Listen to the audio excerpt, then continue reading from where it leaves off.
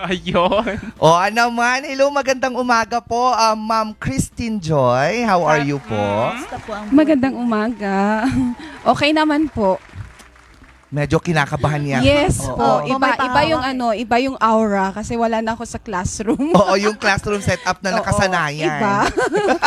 Nako, Fairness. eto nga po, sineselebrate nga natin ang World Teachers Month. Kamusta po ang celebration natin ngayon?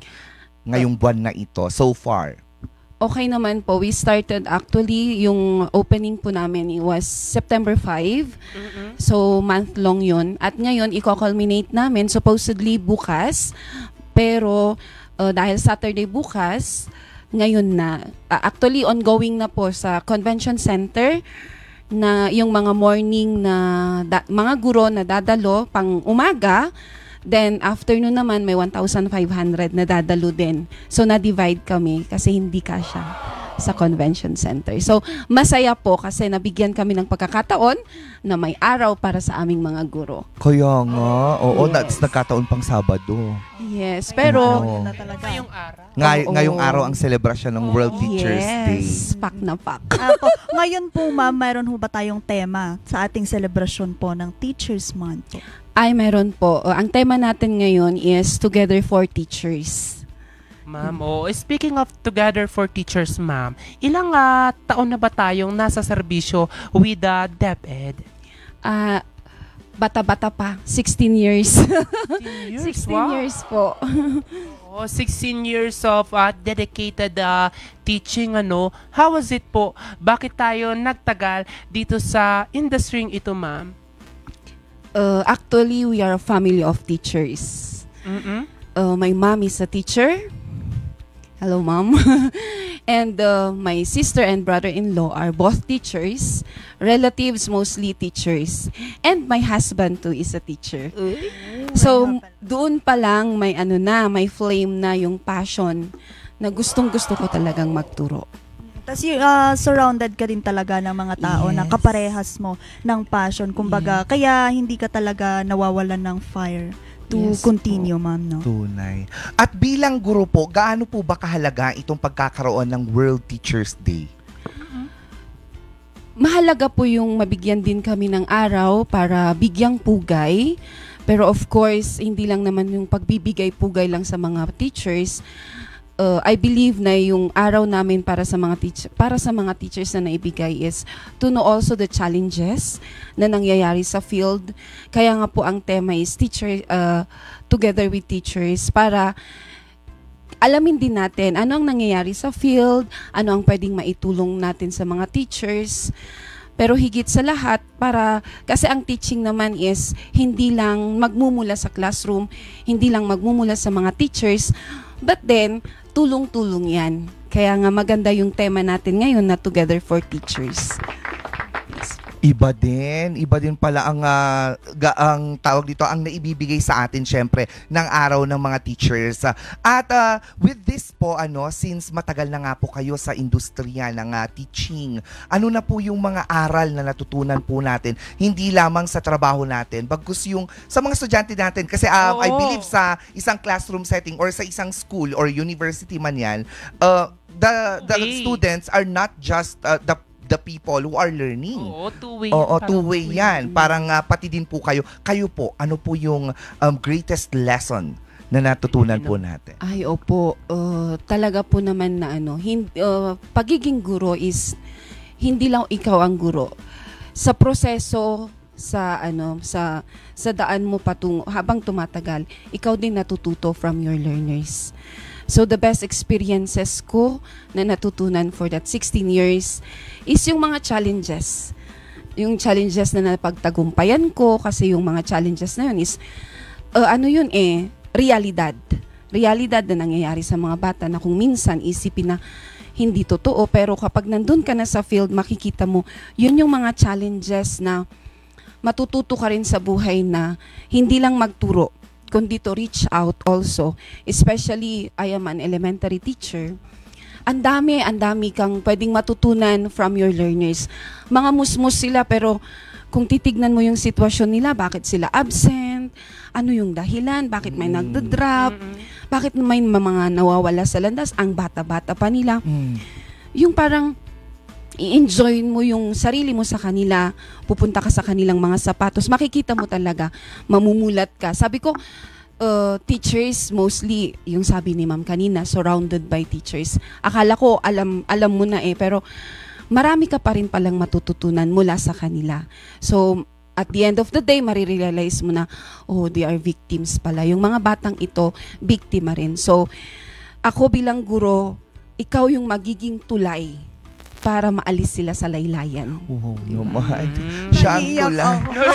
Sabi nga nila, di ba, the teachers are the bridge. So, talaga. let's cross the bridge when we get there. Ma'am, eto, matanong ko lang po, gaano po ba kasakit ito na nakikita natin ang mga estudyante natin na nag-umpisa, hindi nila natatapos?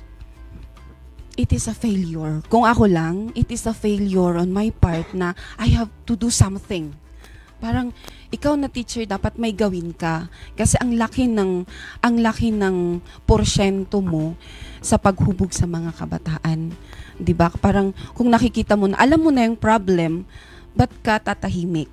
So may actually yung mga previous na mga cases na i-home visit mo yung bata, tapos may mga cases din, pero ito yung realidad na even parents, even families, they will give up sa kanilang mga anak, sasabihin na, ay, pagod na ako, hindi ko na alam. So, kailangan ikaw na teacher, hindi ka mag-give up. Kailangan ikaw talaga yung magiging tulay. Kaya doon na mahuhubog din yung pundasyon mo sa pakikipag-partnership. So, papasok na yan, makipag-partnership ka na sa iba para matulungan mo lang yung bata, masagip mo lang yung bata. Yan din yung Diba? pagmamahal ng isang guro. Yes. Biruin mo, lalakad pa yan ng malayo-layo, matuntun lang yung bahay ng estudyanteng hindi na Dagdag pumapasok. mo pa yung mga aso na Habulin pa yan. Iskinita pa, ma'am. Yes, dito sa diba? Baguio, di ba? Oo. Iskinita ang mga yan. Mga aso, mga lasing na hindi mo na. Yun yung nakakatakot din. Pero syempre, sinusuong natin ang Oo. lahat-lahat. Para lang makasagip tayo ng buhay ng isang Oo, bata. kasi hindi lang naman mga lovers yung gano'n na susuungin ko ang Ang bundok karagatan. Oo, Ay, kung lover Susuungin lang. ang buwan. Kung lover din lang yan. Kung may aso, balik ka na. Pero sa kanila kahit may aso, Oo, talagang sige. Yes. Oo, pero dito in connection ho, ma'am, yung nasabi ho ni Miss Bea, na kumbaga sa inyo po failure ho na parang meron ho tayong mga estudyante na hindi na po sila nagtutuloy. Pero sa inyo po, ano ho yung nararamdaman din ho ninyo kapag meron ho yung mga estudyante ninyo na nakikita ninyo na nararating na nila yung mga gusto nila, yung mga Pursige. pangarap nila. Ayun po. Ang ganda. Ang ganda ng pakiramdam. It's fulfilling na, wow, may impact ako sa batang yan. Wow, may nagawa ako sa batang yan.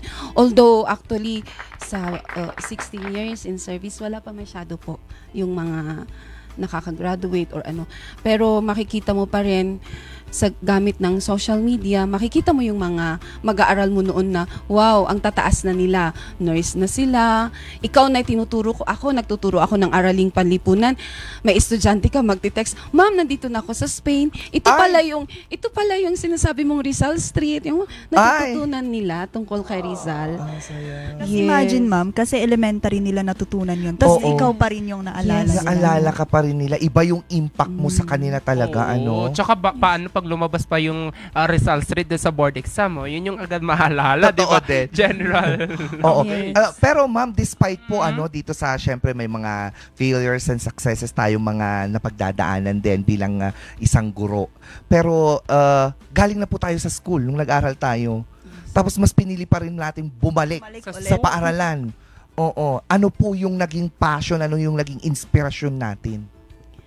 Inspirasyon ko siguro ang nanay ko at yung mga relatives ko na kapag may pinupuntahan kami anywhere, everywhere, may magsasabi, "Hi, ma'am."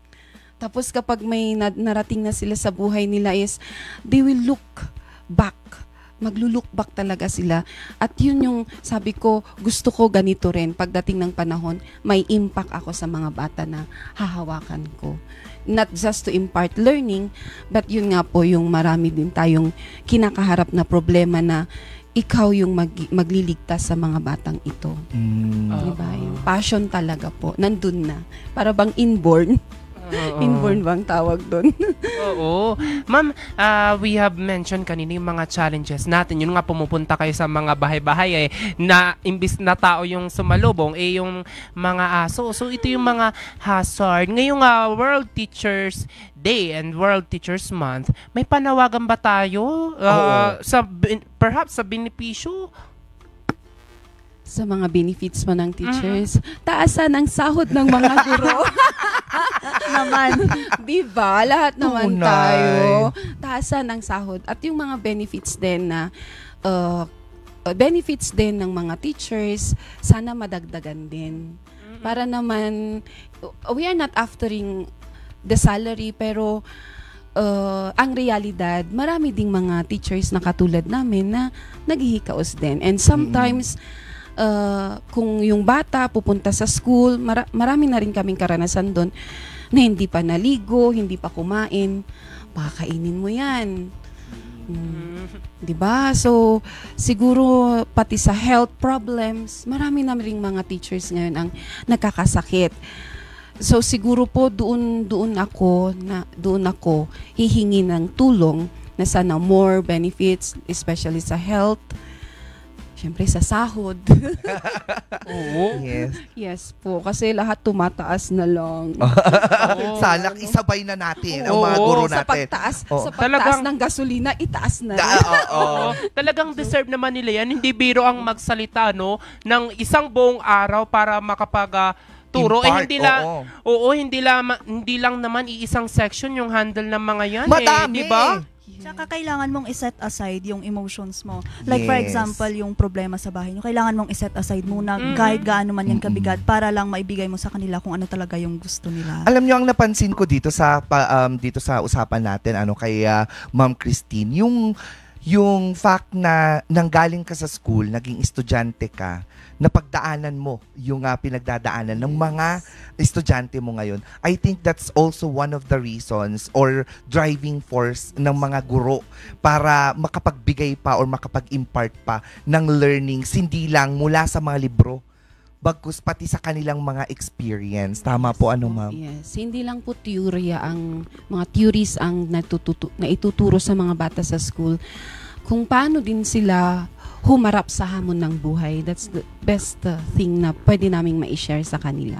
Oo, hindi na lamang ito passion. Ito ay talagang love. Advocacy Dedikasyon na din ito. kung Oo. maituturing no? Advocacy yang may kasamang pagmamahal. Yes. Oo, at may a sprinkle of passion and inspiration. Oo, and everything. Para pala kayong cook. Perfect. Ma'am, baka meron po tayong mga nais na batiin at kung ano man po ang mensahe natin sa mga kapwa-guro po natin ngayong World Teachers Day. Sa aking mga kapwa-guro, maraming salamat po sa serbisyo. Naway ipagpatuloy natin ang ating pagmamahal sa ating mga mag-aaral, ang paghubog sa kanila para maging matagumpay sila sa buhay at hindi magiging pabigat sa ating bansa.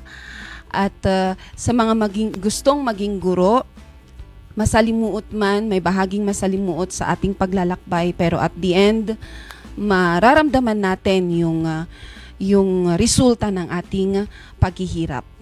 And shout out sa aking San Carlos Heights Elementary School family headed by Ma'am Ellen F. Grande, and to my former school, Quezon Hill Elementary School, headed by Ma'am Palsy.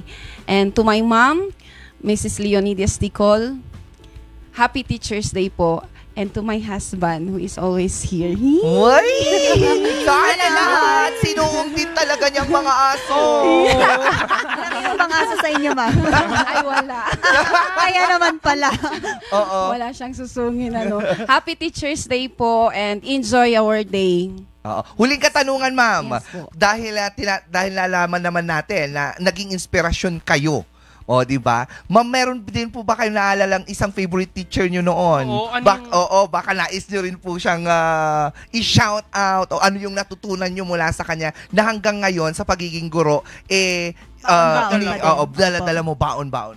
Hala, baka magsiselos silang lahat. Hindi. Shout out sa aking grade 3 teacher ng Sablan Central School, si Ma'am Fianza, kasi sa kanya ko nakuha yung cursive writing talaga. At hanggang ngayon, yun yung ina-appreciate daw ng iba. Ay, maganda yung pagsusulat. Daw po. Naku, kailangan ko makita yung sample mamaya. Alam, may nakalimutan akong i-shout Oh, out. sige, Pero, ma'am, go. Ma'am Jerry Rose Guevara, our PSTS po. Good morning, Ma'am. Happy Teacher's Day. And to Ma'am Ayun. Soraya. And to all teachers.